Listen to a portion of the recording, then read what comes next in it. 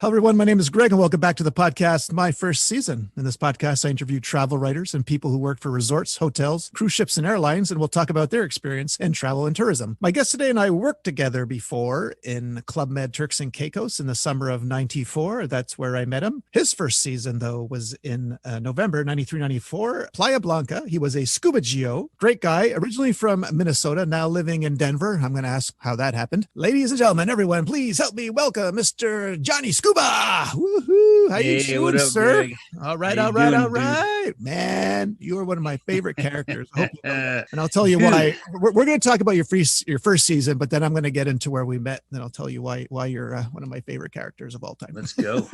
All right. So, yeah, you're originally from Minnesota. Can you tell us maybe what you were doing before? We'll get to how you got to Club Med, but I do remember a lot of telling me about your life. And actually, I retained a lot. No matter how many beers I drank, I still remembered it. So if you could tell everyone what you did actually before Club Med. Well, it all started, basically joined the military after high school, came back after that, back to Minnesota, went to school, and then ended up out in New York, Long Island, working on a groundwater remediation project for an environmental firm. And that's where I got into my scuba diving. So, out on Long Island, a diving mecca of the world. All right, I'm going to back you up just a tick here. Can you talk about your military career? You were in the Navy, correct? I was in the Navy. I was on board the U.S.S. New Jersey as a battleship. I was a battleship gunner, worked on the big guns on turret 3 in the back, went from boot camp to combat, and lived to tell about it. Okay, can you tell me what the job entails, your job as the gunner? What did you have to do exactly? Well, kill as many people as possible, first of all. All right. But did so you loaded basically the shells, I guess? Is that what you call it? What I did was I worked in the powder magazines down on the bottom. So I worked with the gunpowder. So basically, each turret, these are the big guns, right? So they take shells that weigh about 1,900 pounds a piece. Each shell takes about 6 bags of gunpowder, each bag weighing 110 pounds. So each shell takes 660 pounds of gunpowder just to blow out. We shoot about 3 rounds a minute. So I was just down there humping heavy gunpowder bags all day long as it took. And that was basically my job when we were in combat, just humping gunpowder all day long. Man, you must have been jacked. I was a machine, dude. A powder moving machine. And how long did you serve in the Navy? One enlistment, man. I saw enough. So 3 years, 1 enlistment, got it honorably. And I said, all right, that was fun. Let's move on. So. All right. So at what point did you become a scuba instructor? That was living in New York. Really? Okay. Yeah. You don't equate New York with, hey, I'm going to learn to be a scuba instructor, right? I mean, or am I crazy? Well, the thing was, man, is that my boss got into it, and I said, that sounds really cool. I want to check this out. So I signed up for the next class, got into it, and he and I would go spend summers down in Florida doing treasure diving, and it was a lot of fun, man. And then I said, man, I'm just so into this scuba thing. I'm gonna just have to become an instructor at some point in time and just make a living out of this because I'm totally in love with this. Okay, wait a minute. That's how it all happened. So wait a minute. When you were doing your course, though, you did your course in New York. Were you doing open water dives in the East River? Where exactly did you learn like the? Okay, I guess the classroom was a classroom, but where did you do your open water dives when you were? No, obviously I had no interest in doing it in New York, and everybody I know that lived in New York, they went down to Florida to do it. Yes. Well, I wanted to be out of the norm, as you well know. So I flew to Arizona to do it because there's a dude down there that I read about named Commander Jim Williams. This is a retired Navy dude, and he was a hardcore trainer, right? So I said, man, I want to get trained by this guy. So I went down there, got trained by him, did our course in Mesa, Arizona. Then we went to Catalina Island to do our open water training. And I did my actual course at Patty headquarters in Santa Ana, California. Okay. So wait a minute. You did you said the Catalina, right? That's right. Isn't there a lot of seals around there? Like the actual animal seals? Is that what I'm, can you dive with seals there? We didn't particularly see a lot of seals because we weren't really at that part of the island because we were there for training, not really enjoying ourselves. Okay. But I didn't actually see any seals there. Now, if you want to talk about Sonora and Seal Island, that's a whole nother ballpark right there. But let's reel it in a little bit. But on Catalina Island, it was just a bunch of kelp, a bunch of fish, and it was beautiful diving. Don't get me wrong. But we were there for training. We weren't really there for sightseeing or anything like that. So so you become an instructor. At what point do you hear about Club Med? After I so basically I did all my training, left New York, figured, hey man, I'm gonna fly through Minnesota, drop off my stuff, and head to paradise, right? Well, after all these resumes I put out, nobody was calling me. And I'm like, okay, this is really starting to suck. So I called up Commander Jim, said, yo, Jim, I got nothing, man. What's going on here? He's like, what? What do you mean you got nothing? How did that be? So I says, well, dude, I mean, you mentioned this place called Club Med. I mean, you said it's a sure thing if I want it. I'm kind of at a place now, I'll take just about anything. He's like, you want to go to Club Med? I'll get you to Club Med. I'll call Steve-O right now. Steve-O called me back a little bit later on that day, says, hey, man, you want to come down to Chicago? We got an interview next month. I said, yeah, sure, man. Why not? So he hooked me up with the interview down in Chicago, and that's where we started. Wait, this name is ringing a bell. Who was Steve-O again? So Steve-O, God, man, I totally forget his last name. No, but he was in charge of the scuba guys? He was in charge of scuba diving at the time. Yeah, okay. He was in charge of all the scuba diving in the American zone. Okay, yeah, no, that name's definitely ringing a bell. Okay, all right. So you went to Chicago for your interview. Now, do you remember what you talked about at all during your interview, or did they ask you to produce proof that you were an instructor or anything? Well, I think I sent the proof in advance, if I remember correctly, or I probably brought it with. I don't remember. The thing that I found very unusual about it was that I'm thinking I'm in a scuba interview, right? So he asked me the only thing he asked me about scuba diving is, "Are you a certified instructor?" And I think I showed my credential. Yeah, totally. He's like, okay, can you dance? and I'm like, what? And yeah, then he started talking about singing and dancing and doing shows. And I'm like, what does this have to do with scuba diving? All right. So I'm taking it you had never been to a Club Med before in your life, correct? Never been, never heard of it. Had you ever been to a resort before? Like any resort? Okay. All right. So no, never, man. I went around in the military. That was about it. Okay, so did you want to bolt when the interview started talking about singing and joke telling and dancing? I'm like, I have no idea where this dude's going, man. Okay. I'm like, I took a theater class as a senior in high school. Does that mean anything to you? He's like, oh, now we're talking. I'm like, all right, cool. So wait a minute. Okay, you're spinning gold here. Wait a minute. You took Johnny Scuba took a theater class in high school? Ah, dude, yeah, man. Did you have to do a play or something? 2 of them. Do you remember what character you played? What the play was? Yeah, I was the main villain in every play. I was the bad man because I had the part, man. I was the guy, I was the man in black being bad and horrible to everybody. It was awesome. Were these well-known plays or plays that you made at school? These were unknown plays for children. We would basically practice it in school. Then we would have like, grade school kids come in and we would play it, plays for them then. Yeah. All right. So getting back to the interview. So at the end of this interview, did you know you had the job? No, I didn't. Okay. I'm thinking, did they want a scuba instructor? Or they want a guy out there singing Frank Sinatra and dancing like Fred Astaire? Because I'm like, I don't know what the hell they want. So I wasn't sure if I had it or not. So I went and I waited a couple of months and I finally gave them a call like, dudes, you going to hire me or what? I've been here waiting. Like, oh, yeah. You've already got you slotted in for Playa Blanca. I'm like, oh, well, what's that? And then they explained it to me. I'm like, all right, when do I go? And they said, you got another month to wait, man. We don't open till November. I'm like, all right. So hung out till November. All right. So, and you had no idea it was a big singles village. I'm guessing you didn't know that, right? I didn't know any. I knew it was in Mexico. I knew it was somewhere in Mexico. That's about it. Okay. All right. So you get there, you arrive, the village is not open yet. You get set up and, are you able to, for people who've never been there, are you able to, because I've been to Playa too. Are you able to describe Playa, like where it's situated? And yeah. Okay. 100%, man. Let's hear it. So it's basically an hour and a half north of Manzanillo. It's 3 hours south of Puerto Vallarta. It's on the Costa de Carreras, and the nearest little town is Barrio de Navidad in Jalisco, Mexico. Good Lord. Listen to you, man. Thank you, everybody. Wow. Thank you, everybody. Good job, Meg. If Meg's listening. So, and the resort itself, it seems to be like kind of embedded in the side of a mountain, right? Am I right? Or Totally. Yeah. built? It's basically in a bay on the side of a mountain. Absolutely gorgeous. One of the most beautiful places I've ever been, man. I totally love it. My room was 100 steps up, and I know it was 100 because I counted. It was exactly 100. And there's nothing more frustrating than going down, going to work and forgetting something like, oh man, I had to go up 100 steps and get that. Probably felt like 200 when you were drunk, right? Oh, dude, crawled up the last 50, I think. Yeah. Okay. Yeah. Remind me to tell you a story about when we get to Playa. I mean, well, yeah. Well, actually, I do recall my season where somebody fell from those 100 steps all the way down, and he was drunk. They brought him to the nurse, and all they had were Flintstone Band-Aids. So they're putting Flintstone Band-Aids on all his cuts, and he's looking at his face in the mirror, and his body's going, "Oh man." Okay.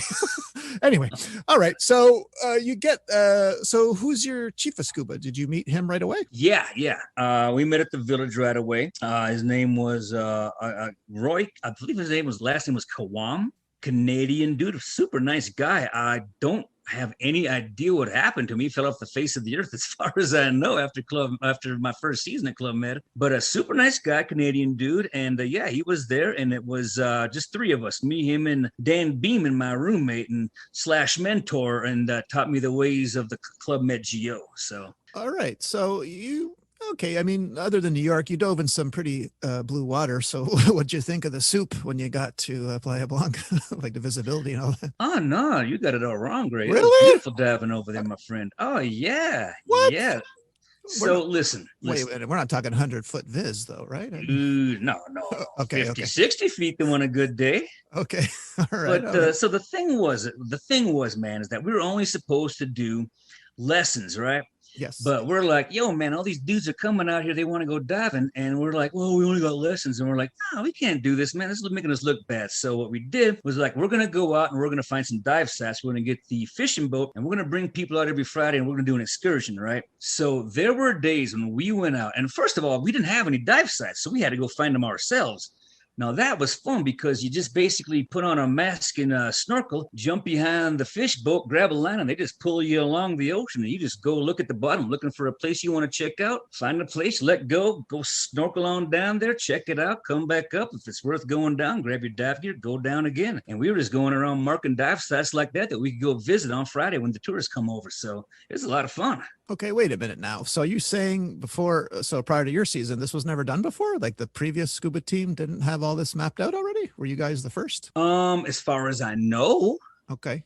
All right. That makes sense. Did you like the area where the scuba was? So yeah, man, we went on some just amazing dives. Now, when you get there in November, December, and we were kind of scoping it all out, the water's pretty clear. But once January, February comes, that's when it all goes to soup. And that's when we had to just cancel the whole excursion. Okay. Yeah. All right. But until then, we got some pretty spectacular dives in. Now, when you were in your interview, did Steve-O mention the hours you had to work and that you weren't getting any days off? Did that come up? Yeah, it did. And that bothered me a lot. But I'm like, well, I don't know, man. I guess I'll give it a try and see what happens. But no, that did not sound cool at all.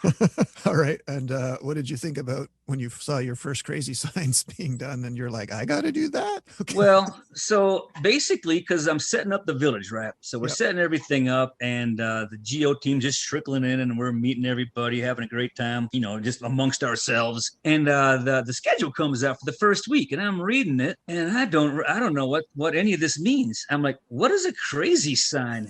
And everyone just busts out laughing. You'll know.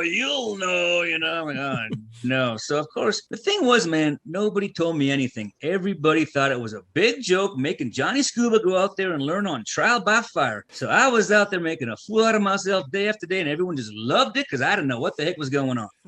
So I went out there for the crazy signs, and I'm just looking like a big dummy out there. Like, what are these people doing?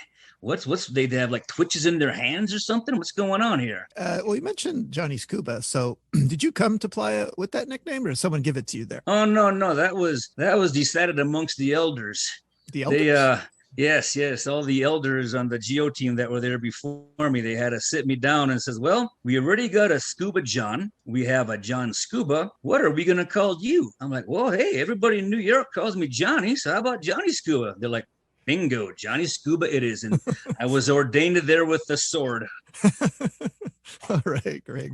Okay, when the resort opened, did you, because it's kind of quiet when it's closed, did you have any kind of culture shock with the guests at all? But were they just mainly North American, or did you get a lot of Europeans that season? That season, we got mostly North Americans. There was the occasional South American, occasional European, but the vast majority were Americans and Canadians. All right, so no culture shock for you on that note, right? The G.O team was more international than the tourists by far, and that kind of was a little bit of culture shock. I loved it, honestly, because just people from all over the world, you're having a great time, all these languages flying around you, because it was all new and exciting to me, right? Mm-hmm. Going down and of course doing the shows and everything, which I'm sure we're going to get to in a minute, and yes. Changing with all the girls on the stage and everything. Like, man, I've never worked at a place where I've seen every girl I work with topless before. This is kind of cool. So yeah, that's a big part of everyone's culture shock when they for a guy anyway, you get to be like, what the, yeah, that was kind of new. Yeah, so you brought up shows. So did you pretend to not know how to dance in front of the choreographer, or you really did not know how to, like, you didn't know what an 8 count was to save your life? I still don't know what an 8 count is. Okay. So did you manage to wiggle out of a few of those? Here's my history on my Club Med dancing. They put me in the show Tommy, which I think is a great musical, honestly, and I love the show. But I wanted to be one of the main people, right? But unlike my theater teacher, they did not put me in a starring role. They put me as a backup dancer, which I was very disappointed in. Anyway, I had to learn these dance steps, and I don't know how to dance, man. I'm like, well, right foot, I can march, but I can't dance. And I'm just looking, I'm 2 steps behind everybody. Not 2 steps behind everybody, right? So they finally pulled me out of there, and like, well, we want to do something with you in the show. So I'm like, well, my buddy Barry Greenberg was another good buddy of mine out there, one of my mentors. He couldn't dance either. So they had a part where we push a ramp onto the stage. A few people jump on, they run on the ramp and they jump off. And then Barry and I, we run and we pull the ramp off the stage. That was our entire part. So we're like, hey, man, let's really make this count. So we'd go up, pull the ramp out there, jump up and do it like, ta-da.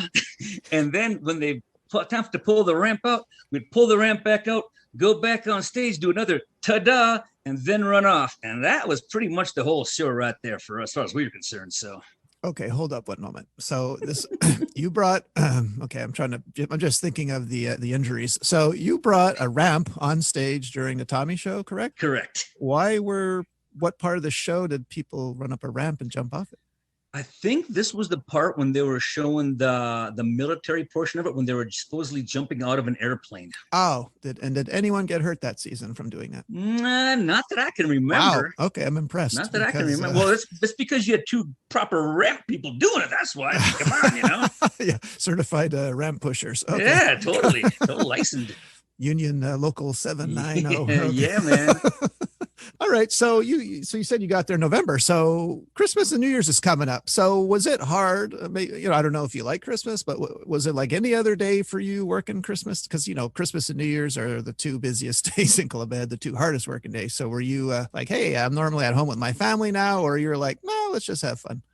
Well, I mean, I've been in the military for a while before that, so being away for Christmas was no big deal for me, obviously. But the thing that I remember about Christmas, and again, trial by fire, is because we had, the grand opening, man, the passage, the grand opening, right? We had the grand entrance of Santa Claus coming. So the deal was that we were a whole bunch of us, they dressed us up like reindeer, put us on kayaks, told us to go out there and then come in, do the grand entrance with Santa Claus. When we hear the signal, I'm like, all right, what's the signal? They're like, it'll be a bottle rocket or a Roman candle or some kind of explosion. And we're like, okay. So we all go out there and we're all sitting on our kayaks, and all of a sudden a bottle rocket goes up, like, let's go. And we're all there and we all come out, and there's the guy, no, that wasn't it. So we all start going back. So there's so many of us, though. Half start going back. The other half didn't hear anything. So they're just coming up. Mass confusion, basically follows. And I'm not sure what I'm supposed to do. So I just look and I see my mentor, Dan Beeman, parking his little kayak right on the beach there, getting up and galloping like a reindeer right through everything with a focus on something that I have no idea what was on. But I'm like, I'm following him. So I'm galloping like a reindeer right behind Dan, and we gallop right to the bar and have a beer and said, all right, we did our part. Showmanship. That's, I don't even know if Santa Claus made it that day, to be honest with you. Kids, if you're listening, that's showmanship. Okay. Of the highest order. Okay. All right. Did you, so looking around, it's a small village, Playa, but it contains a lot. So did you have time to learn any new skills, any sports? Did you try rock climbing, or are you just stuck with scuba? No, I did a lot of the other things. I did some rock climbing, a little sailing. Didn't really stick with it a whole lot. There was drinking to be done and scuba diving to be done, and but no, I gave it all a spin. But I can't say that I was like into it or anything like that. Yeah. When I was in Playa 97, I recall, maybe tell me if it was the same year season, that I've never been in any resort where happy hour was the biggest event of the day. Like, there were people clanging bells at 5 o'clock every day. Was happy hour a big thing in your season? Dude, come on, man. Okay. Look, man, being a scuba instructor, dude, when the diving's over and the gear's been rinsed and put away, it's time to go out and have a good time. And some of the best times I had, honestly, were when I was doing PADI courses, certifying people, and I would get some really cool students, and we would party like rock stars when we were all done. We had great times, and they were buying, and I was drinking, and man, we had a ball. So was your body used to, because I know, when you start scuba diving, people have never done it. You're exhausted, a 2-tank dive. So did you slowly get used to that? Or did the fact that you had to work roughly, 15 hours a day, 7 days a week, did you really feel it after you were diving? Like, oh my God, I need a nap. Or were you already accustomed to, I don't know how many dives you had at that point, but well, Playa's different because Playa's shallow diving. You don't really do a lot of deep diving out there. We would do like a one deep dive once per week on that excursion that we would do on those Fridays, and that only lasted a few months. Other than that, it was you're only down 15, 20 feet at most. So not it's not really a deal. Not like other resorts, like where I met you at 96 in Columbus, where no, man, where you got your, in Columbus, turquoise, totally different stories. Because you've done your 2 tanks in the morning, 1 in the afternoon, right? I know you were doing that in Turks. All right. I got bent doing that in Columbus, actually. Yeah. That was my deepest one was 50 feet. So yeah, I remember. But you kind of had a class from hell that day. Then they made you lug tanks, and it was a day from hell. Yeah, I remember that. So getting back to crazy signs, because I know you like them. So when you finally saw them, did you go, what? Okay. You want me to do that? They would, you remember they would do, some of the chefs de villages would do like the demonstration of that, where they're like, okay, this is, you come to Club Med, you drink the coffee, you grind the coffee, I never really. No, that's pretty good. I never had an intro. Thank you. So they would describe it, and I'd try, okay, I think I got this. But then I just didn't care so much. I didn't get it. So I never really got it, honestly. My main goal in Club Med was to get out of as many crazy signs as humanly possible. And I was pretty good at it, I'll admit. So, you brought up the chief, the manager. So who was your chief of village? Do you recall? Yeah, Danny Stabile. Oh, okay. All right. Yeah, I've heard that name before. All yeah, right. he was, look, a lot of people have differing opinions on him. We were cool. He never gave me a hard time. I never gave him a hard time. We were cool. I'll just say that. Leave it at that. So were you kind of, when you found out you had to eat meals with the guests like 3 times a day, so were you an extrovert, an introvert? Were you outgoing? Did it not bother you? Were you shy at all when you first started eating with guests? Or Well, look, man, in the military, you're going to the bathroom right next to people without any walls. After you've done that, and dude, I was in a heavy metal band when I was in high school. I'd bite the heads off of rubber snakes and spit red Kool-Aid out. All right, wait a minute. I gotta ask. Give me the name of the band. Give me the name of the band. Give it to me. Alien Force. Oh, so 80s. Yes. Okay. Dude, Oh, 100% 80s. man, Yeah. I gotta get a t-shirt with that, man. Okay. So do I, actually. So do I. Alien Force. Yes. All right. Devil horns. I have the devil horns right now, as you can imagine. So So you would have left then November. Village closed around April, May, didn't it? yeah, I believe it was May actually. Okay, I'm going to take it just a little step out. No, wait, no. So were there any employees or managers who stood out for you that made a good impression on you that season? It doesn't have to be like a chief of service. Employees or managers. Oh, Well, I mean, look, either the one. scuba team, I've always been close to the scuba team every time. Dan was a good buddy of mine.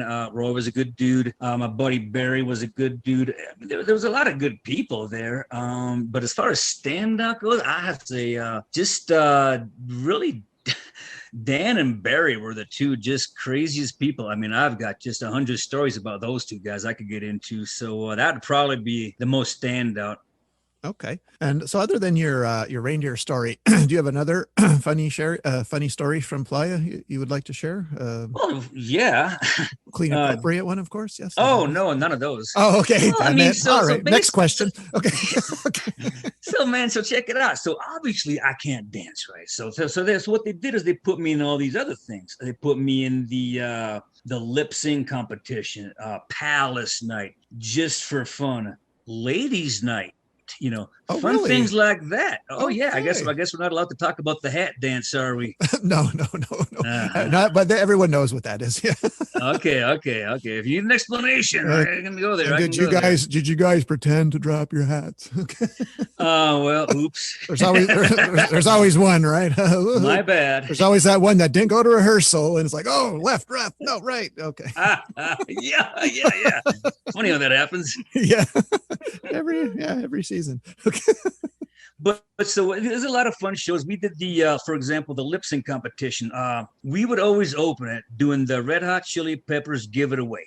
Oh, yeah. And the American and Canadians loved it. So it really got people kind of their juices flowing, getting them into it and stuff like that. That was a lot of fun. Me and my chief of sports back then, Chris something, I forget his last name, but we would do this other thing like just for fun. You probably know that Dwarf. Have you done that one?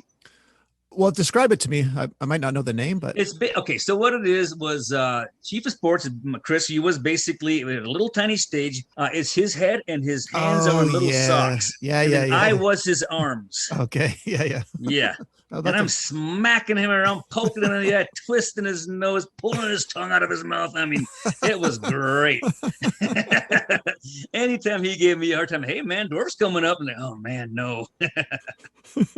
I'm sorry, man. I got to go back to Alien Force. What were you in? You're a musician? Did you sing? What were you? I was lead singer. Yeah, I play. You're lead singer. Okay. Yeah, I played like eight chords on a guitar. Was about the most I've ever done. So no, I would sing totally. Okay, yeah, we got to get t-shirts made of that. Okay. I agree. For our next reunion. Okay.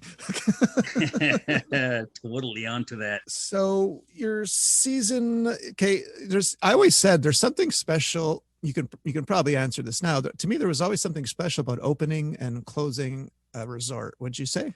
Like of all the ones you've done, there's something intimate, and it's like, especially at the end, like you're there before anyone gets there, and you're the last ones there. The guests have gone. It's a big party, so it's kind of cool, right? Playa that it opens and closes, right? No, you're totally right on that. 100%, man. It's you kind of build the bond, and then you just kind of secure the bond at the very end, and it's fantastic. It's just a great send off, kind of like a friends reunion, Yeah, coming to HBO Max soon. So did you ever have to go to the airport? Did you have to do that 3 hour? Well, I guess 6 hours, 3 hours to Puerto Vallarta to pick up guests and then back, or maybe once or twice. I'm scuba, dude. We didn't have to deal with that too much. Oh, lucky. Okay. Yeah, man. We were the prima donnas of the team. You know that. All right, so your season's winding down. Did they give you, I guess, what was called the dream sheet back then? Like they asked you to name 3 resorts you'd like to go to, and do you remember what you asked for? It didn't quite work like that. Well, maybe it did, and I don't remember. But okay. What happened was, what happened? Look, this is how it went down. Danny comes up to me and goes, "Hey, Johnny, you are going to Martinique." I'm like, that's cool. Why? Is there no room in Turquoise? You want to go to Turquoise? I'm like, I prefer to go to Turquoise, dude. Then I would send you to turquoise, and I went to turquoise. It was very cool, man. Yeah, Danny was cool with me, so. Yeah. And this is where I come in. So, I should be unbeknownst. interviewing you now. So, yeah. So I'm in Montreal and I just finished up about, I don't know, 4.5 years as an investment banker. I'm open water one certified and I applied, and they go, okay, we're sending you to Turks for your first season as scuba gestion. I'm like, what the heck is scuba gestion? Well, I was soon to find out the way you guys teased me when I got there and called me different names, starting with a B. But it was all teasing. But yeah, so unbeknownst to me, prior to 1994, scuba diving in Club Med was free. I'm told from like 1950, to about 1994, scuba diving was free. One of the most expensive sports there is once you get going and buying your own equipment. And so they needed someone to handle the payments. So I was like one of the first people. But before me, there was it's usually women were doing this position. I'm told. I was told, and the person I replaced, yes, filled me in on it, and then I get there, and it's you guys just I guess initiated me, teased me, and. Well, a lot of us have never had a male secretary before. I guess that's why, Greg. Yeah, there we go. I'll take secretary. It's nicer, nicer than the other word you guys used to call me. Okay. And you were one of the first guys I met. It was a great team, and I remember you probably won't remember this. It was my first week. We just come out of the restaurant eating lunch, and I wanted to hang with you. I go, what do you do now, Johnny? You go, oh, I'm going to take an 11-minute nap now. And I start laughing. Because I just got there and I didn't know you could nap for 11 minutes and no, you were dead serious. And then you find out very fast that, yeah, in Turks, the pace, you had to take naps or else, you'd never catch up and you'd collapse, right? Naps were 100% essential. If you didn't take if you literally had 10 minutes, you set your alarm for 10 minutes. You lay down in bed on a coral, any place you can basically find to lay down, and you just crash. Well, because of you, I took your advice, and I would try and do it during the show if I wasn't in it. But were you fine when you woke up from that short sleep? Oh, dude, I felt like $1 million after really? that. Hell yeah, I was ready to face the day then, man. It was. Totally. I still remember it was the worst thing I could have done to my body, even though my body needed it. The worst. Like I felt like a zombie. I had to chug. Hello. I used to put 2 packs of sugar in my mouth and with a can of Coke just to wake up to do crazy signs. Like that's how bad it was. But okay. So man, that's not fair. Okay. All right. So now now this is your first summer in Club Med, right? Because we were there summer 94. So I don't know about you. I was totally lost on July 14th. There's something called Bastille Day. I didn't know what was going on in Canada. We only learn about Canadian history. You guys are making flower bombs. Somebody's giving me a tank with a cannon attached. I didn't know what was going on. Did you know what Bastille Day was? Like, dude, your first Bastille Day was my first Bastille Day. Okay. Yeah. Did you know what you were doing, or are you just blindly following? Okay. The only thing I knew about Bastille Day was that it was a Rush song that I really liked. That was pretty much it. Canada. Yeah, man. Hey, man, love Rush. Yeah, and they go, what are we doing? Well, we're going to attack the structure on the beach. So someone made a prison or a castle, whatever, we're going to attack the GMs with flower bombs. And they're, why? What is it? Okay, so you were lost as much as I was. Okay. I love the concept. Don't get me wrong. But yeah, I was like baffled by, I don't know what we're doing, but I kind of think it's going to be fun. So let's do this. Yeah. And wasn't that night dive with the barbecue after awesome that we used to do? Dude, so no, it wasn't, because it wasn't? Because I got put in charge of that. Oh, I used to go night diving all the time. And then once they found out that Johnny-Scuba can cook, I became Johnny Chef. Yeah. And then I was cooking every single night dive, and I could never get away because I was the only guy that could throw this stuff together. So I hated it. God, yeah, that was just me and you while the boat went out. Yeah. Yeah, exactly. So no, it started off great, but then after, like, oh, you know how to cook? Get your butt over here and get on that grill, son. Well, you did make a mean chicken. I'll tell you that. Oh, dude, I can do it. So here's something that you didn't have in Playa. So I know one task you guys really hated was the morning. The boats, the 2-tank dive had food. You guys had to go to the kitchen to pick up those big, heavy brown. Those big brown containers, but. Yeah, but it was cool because you know what? We lived off of those sandwiches, man. We never had time to go eat lunch usually, because by the time you get everything done from the first 2 dives, second dives right, or the afternoon dives right around the corner. So you're like, man, I ain't gonna get nothing to eat, so I got to wolf on that sandwich because that's all there is. So you just go from one right to the next, and very seldom would you ever get lunch. So it was worth the pain. Yeah, and I remember going back to the night dive barbecue. I think Lisa, the scuba chief, would she got us the night off after that. We didn't have to go to the to the main part of the village, right? We could just do whatever we wanted, which was pretty cool. It was extremely cool, and then that came to be the norm after a while, after many years of fighting for such good things. And Yep. It was fantastic. It made a difference. I think everybody's a lot happier after that come in. Yeah. So did you like your time at Turks? Loved it, man. And I loved it. I loved every single season I've ever done. Every season was uniquely different in every way. And Turks was the bomb, dude. Totally. Well, remember we had the whole Rhino, and to me, I thought this was normal. That whole Rhino record celebration where we had, Ron Palillo, who played Horseshack. We had Greg Brady. We had the actual village people there. I mean, I thought this was normal. Like when I was sitting at a table and the guests asked the G.O.s, what's your favorite resort? They all said Turks, And I thought, oh, okay, that's smart. They have to say the one they're in or else they'll get in trouble. But then it's only when you leave, you go, wow, that season was incredible. I mean, yeah, that whole 70s theme that they had going when we were there was, I took Greg Brady on his dive. He's a good dude. We talked quite a bit.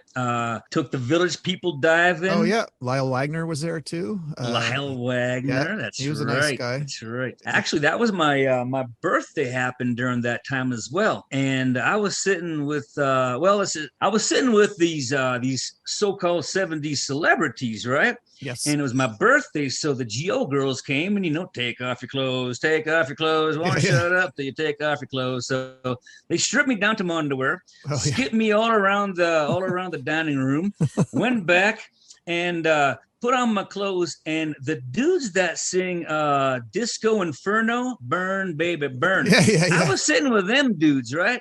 And they just sat there and gave me the most stone cold look I think I've ever had. I'm like smiling, putting my clothes on, and they're just staring at me and like, what? I'm like, hey guys, that was kind of fun, wasn't it? And they all just turned away.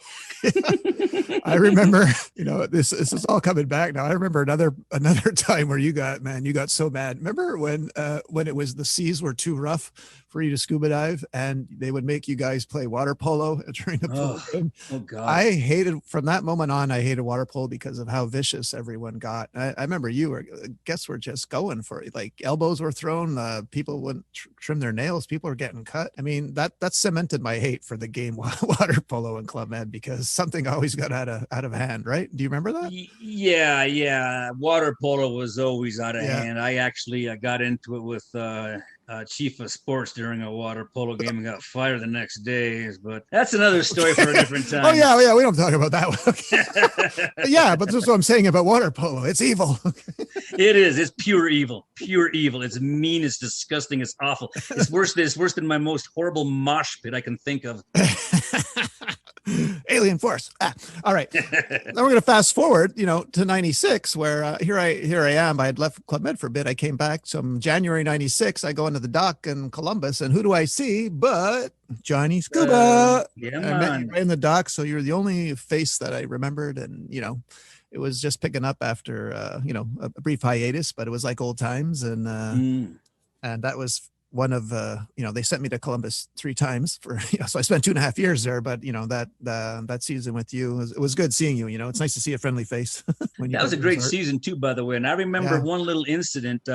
Remember GI? All right. Yes, exactly. Well, one of the okay, you go again. Another 10 stories about him, but just the one I want to get to was he'd always run around in those little Wonder Woman Speedos of his, right? Those red, white, and blue Speedos all the time. And we were hanging out and we were talking, and then he said something about being from Montreal, and you were there and like, oh, you're Canadian? I thought you were American. And GI just laughs, shakes his hair from side to side. He goes, thanks. I think it was you dragging me. You always wanted to drag me to the theater when he sang Guns N' Roses Knocking on Heaven's Door, wasn't it? And he was the most I think it was you I've ever heard. I think it was you and Eddie just were killing yourselves, and you're like, no, you got to see it. You got to see it. It was the best. It was the absolute best. Yeah, he would go up there and do a solo. Knock, knock, knocking on heaven's door. Hey, hey, hey. And it was too much. I would be crying. I'd be laughing so hard. I know. I was just having fun watching you guys actually watch the show. Did you at any time meet celebrities in Club Med? Doesn't matter what resort. Did I ever meet? I mean, besides the Turks and Caicos ones, we already talked about the 70s ones. Did you meet? I mean, porn stars. No, no, not those guys. Are we talking about those kind of celebrities? No, singers, athletes. Oh. Non-porn stars, actors. Oh, okay. No, in that case, not really. Okay. All right. None come to mind. That's good. No, not that I can think of. No. Okay. Here's a weird question that happens to me all the time. And I'm sure it happens to you. Do you ever get that dream? I don't know how many years it's been since you've been in Club Med. Do you get that dream where you're back at Club Med and you're working and it's like you're in there a whole day and you can't escape? Do you still get those dreams that you're back at work at Club Med? I mean, I get dreams about things of Club Med as far as not getting out of it. No, nothing like that. But all my dreams about Club Med are pretty positive. I don't really, negative things have happened, but those memories kind of fade away and the good ones remain. So when I do have dreams about Club Med, they're always positive. They're always good. Put a smile on my face. Yeah. So, okay. So you do, it's like you're working again, right? In Club Med, you get those dreams. Oh yeah. Yeah. Totally. Okay. Yeah. Scuba dive. No, man, I'm underwater. That's where a lot of my dreams are, is I'm underwater. And that makes me totally stoked. So what's the, you got any cool dive stories like where I don't know where you saw a whale or giant manta? Do you have where do I begin? Give me a favorite. You got a 12-pack you can drink now? No. That's about how long it's gonna take. So no. Give me. I'll give you one. Okay. Columbus Isle. Mm-hmm. I was doing a certification course, and I had one dude. It was a Portuguese dude named Luis. Luis is a nice guy, but there's a lot of people on the boat. And I'm like, dude, instead of waiting for all these people to get off, why don't you and I just go off the bow and then we'll take the anchor line down? We were doing a site called Telephone Pole, which is about 35 feet deep. It's a nice sandy bottom with a nice wall there. Very easy dive, right? Great place to go do skills and do a certification dive. So we went down there and we're going down the anchor line, and I'm going first and he's right behind me. And I see this dirt just billowing up from the bottom by the anchor. I've never seen anything like this. I don't know what to make of it. So I look at him and he's looking too. And I'm like, all right, let's keep going. And so we get closer and there's more dirt. And all of a sudden there's a small clearing and I see about an 8-foot male hammerhead with a big old stingray in his jaws, thrashing about wildly. Maybe about 3 meters, 15 feet in front of us or so, about 9 feet in front of us, maybe. I'm like right there. I'm like, whoa, way too close for comfort. Anyway, hammerheads, because of those awkward little locations of those eyeballs, while he's thrashing, he sees Luis and I coming down that line. And he spits up the stingray, turns on us, and comes right at us. And we're both just frozen in fright, not knowing even what to do. And we just hang on the rope and we watch this big old hammerhead come right up to us and then this circle around us in a very tight, close circle. Now, while he's doing this, we're literally like not breathing or not moving. But I see this poor little stingray feebly trying to swim away with blood just squirting out everywhere. I'm like, oh, that poor thing, you don't look too good. Hope I don't end up like him, right? But anyway, the shark after he sees that we're not gonna mess with him or his prey, he just goes right back, nails that stingray again, grabs it, goes down the wall, and adios, dude. So that was kind of fun. Wow. Yeah. Because you never, in all the photos and, the times I've been snorkeling or diving, I never, ever saw them eating anything. So that's a pretty rare occurrence when you see a hammerhead at Columbus actually chowing down on something, right? Yeah, that's actually pretty rare. You don't normally, that's the only time that I can recall seeing, no, I have seen sharks eating before, but it's very rare. Yeah. Now, it's well known that scuba team, in Club Med are quite the jokesters, the pranksters. True or false? Have you ever stuck a piece of pizza in someone's BC? I'm sure I have. I've done a lot worse than that, though. Okay, I remember at Turks that was quite the thing, and then they had those durgeons there, those black little, I call them piranha there. Oh, that's right. So the instructor jumps in, not knowing he's got a piece of pizza in his BC, and then the durgeons just smell that thing, and they're on him, right? Okay. They're on them, you big time, like flies on poop, man, big time. They're just tearing them up. You guys kind of initiated me good too. I don't know if you remember this, but we had that show where the scuba team would do the part in the water where you had these kind of like cannons and you would stick them out of the sand, and it might have been a fire and water show. Anyway, like part of the show went to the beach and you guys were in the water lighting off water cannons. Do you remember that part? Absolutely. Yeah. Did that many times. So you guys were getting on me to do a night dive because I hadn't done one or help you out. And you guys were being very nice about it. So, and I thought, wow, this is great. They're not calling me scuba secretary anymore. They want me to, help them out. So I go, it's my first time in the water at night. As soon as my fins hit the water, someone grabs my ankle, takes off my belt. Someone inflates my BC, yanks me down. Someone takes off my mask. Okay. Welcome to the team. Yeah. I had it. No, how many hands that rushed at me. I felt like the belle of the ball. Okay. But that was my first, which you're probably not supposed to do to someone in a night dive, but still, I still remember it was a great, when I came to my senses Greg, we're all highly trained professionals. You were in good hands. Nothing to worry about. I know. You told me you were very good at mouth to mouth, but wait a minute. Hello. I wasn't telling you that. Not me, no. But that was my, what happened right prior to my first night dive was that initiation, which was, gave me a great story to tell. Yeah, for sure, man. Hey, it's part of the team now, man. So proud. Overall, how many years overall did you spend at Club Med? Let me think. I think I did like 5 full seasons and 2 partial seasons. So 4 years. Okay. Because I spent actually 2 years in Columbus alone, so it had to be more than that. Probably about 4 years, maybe. Now be honest. In your first season at Playa, were you being a goody? Were you logging every dive, or you never logged a dive? Nah, man. No, all right. What do you ballpark? Even before Club Med, can you ballpark what you think? How many dives you've had total? So I quit taking track around 800 or something like that, and then I really got into diving after that. Put it that way. So probably 2000 maybe, roughly, give or take. All right. Okay. And of all the seasons you've done, I use the word magical. Do you consider any of them magical? Was it Playa because it was your first one, or were they just all special in their own way?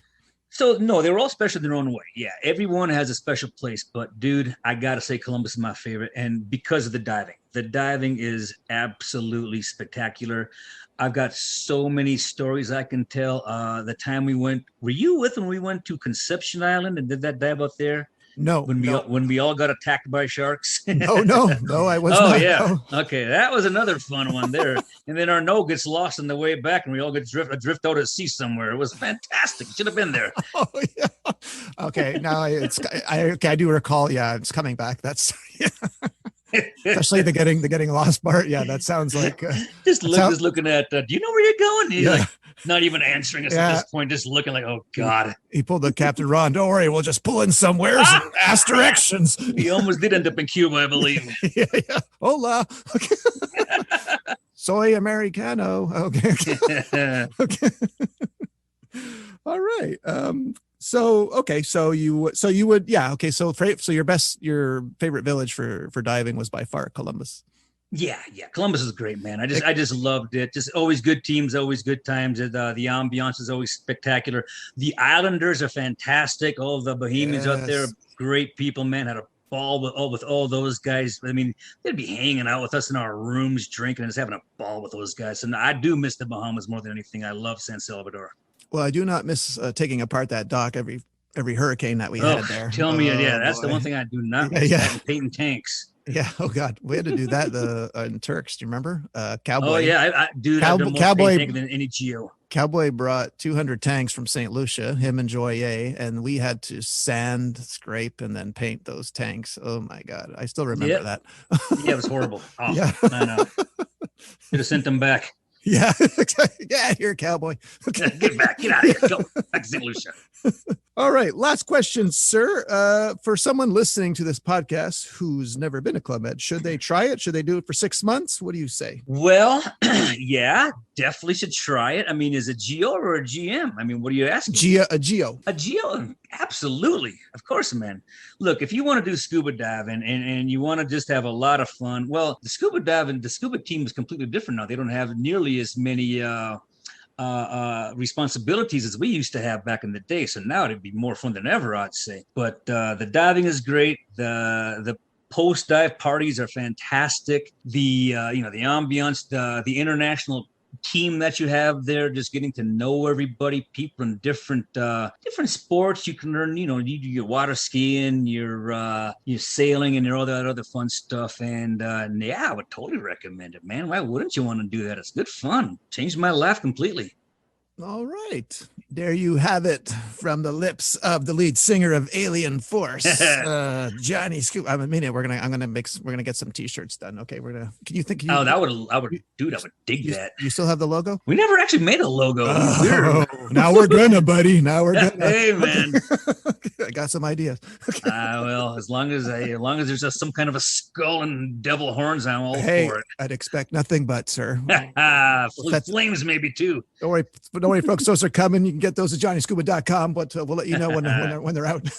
I want to thank you again, Johnny. It was so good talking to you after all these years, and thank you for sharing your story with us. I really appreciate it, man. Hey, thanks a lot, Greg. And just one thing I wanted to point out as well is Philippe Fournier told me I'm the worst dancer he's ever seen in his life. So just for the dancing, the coup de grace I literally was told I'm the worst ever. And I accept that. Well, you're number Good talking with you, Greg. You're number one. There you have it, guys. That was Johnny Scuba, and we'll see you all next week. Bye.